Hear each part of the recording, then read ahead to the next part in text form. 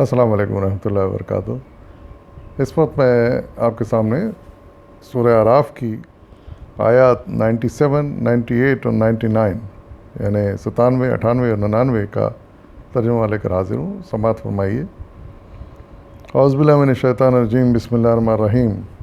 پھر کیا بستیوں کے لوگ اب اس سے بے خوف ہو گئے ہیں کہ ہماری گرفت کبھی اچانک ان پر رات کے وقت نہ آ جائے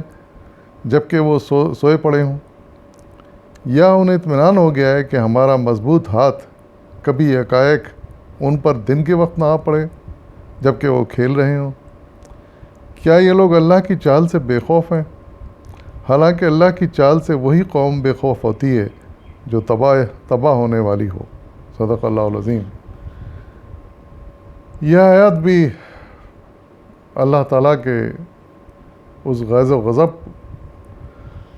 کا مظہر ہیں جو اللہ تعالیٰ ان قوموں پہ فرماتے ہیں جو نافرمان ہو گئی ہوں، اور ایسی قوموں کو ہوشیار کرنے کے لیے، بلکہ ہر قوم کو ہوشیار کرنے کے لیے، وہ چاہے پہلے کی ہوں چاہے آج کی ہوں، اللہ تعالیٰ یہ فرما رہے ہیں کہ کیا دنیا کے لوگ، یہ قومیں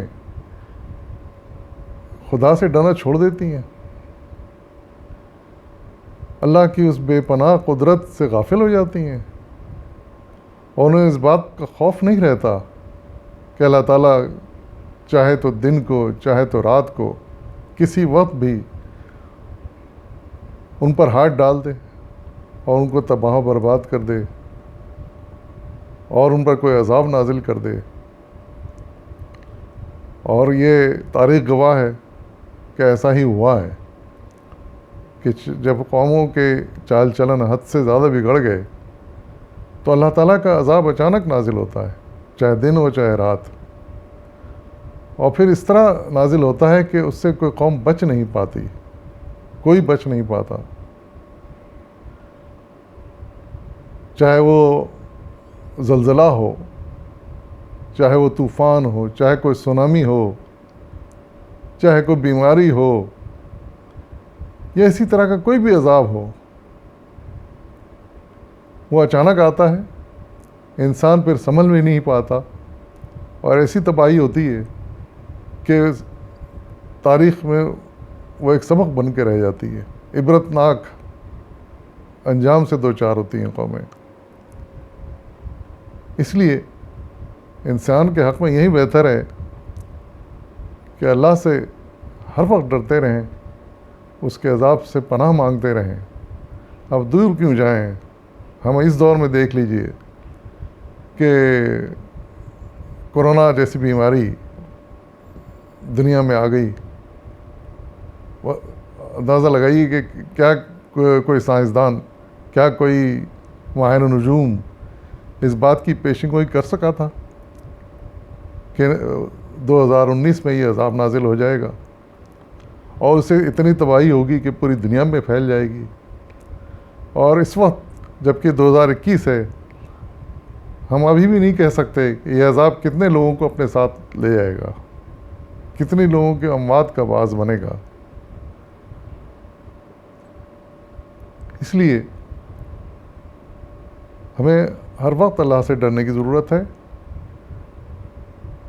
اس سے پناہ مانگنے کی ضرورت ہے، اس کی مشکلات، بھیجی مشکلات پر صبر کرنے کی ضرورت ہے، اس کی دی ہوئی نعمتوں پر شکر کرنے کی ضرورت ہے، اور کبھی یہ نہیں سمجھنا چاہیے کہ ہم اتنے ترقی کر گئے، اتنے علم میں آگے بڑھ گئے، اتنے سائنس میں آگے بڑھ گئے، ہم یہ کر سکتے ہیں، ہم وہ کر سکتے ہیں، لیکن دیکھ لیجئے کہ جب اللہ کا فیصلہ آ جاتا ہے تباہی کا تو کوئی کچھ نہیں کر سکتا، سب بے بس ہو جاتے ہیں۔ تو اس لیے اس انجام سے بچنے کے لیے